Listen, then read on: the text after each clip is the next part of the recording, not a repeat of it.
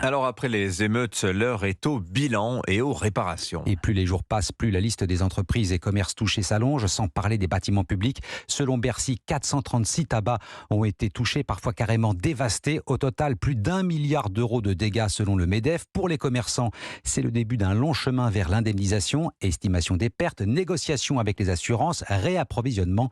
Europe 1 s'est rendu dans un magasin de chaussures à Strasbourg. Reportage Tatiana Gezelman.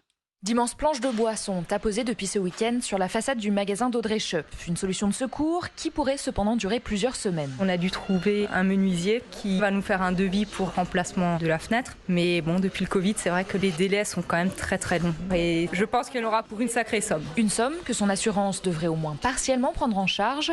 L'expert est venu hier évaluer l'étendue des dégâts.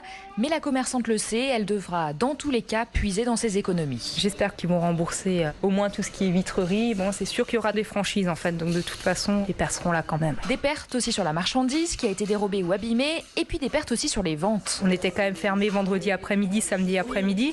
On a 3 points de vente sur Strasbourg, les 3 points de vente étaient fermés, donc c'est 3 chiffres d'affaires sur des grosses périodes qui vont nous manquer et on n'arrivera pas à les rattraper. La commerçante est aussi très pessimiste sur l'aide promise par la région Grand Est qui a débloqué 5 millions d'euros pour les TPE vandalisés. Pour elle, il faudrait surtout dédommager les salariés, encore très choqués par les attaques sur les magasins. Et à ce jour, près de 6000 déclarations de sinistres ont déjà été enregistrées par les compagnies d'assurance. Montant provisoire de la couverture à engager, 280 millions d'euros. Emmanuel Macron, lui, promet une loi d'urgence pour accélérer les réparations. Son ministre de l'économie réactive le quoi qu'il en coûte pour les entreprises. Pas d'arrosage à l'aveugle, mais des aides ciblées. Tous les détails dans le journal de 7h30.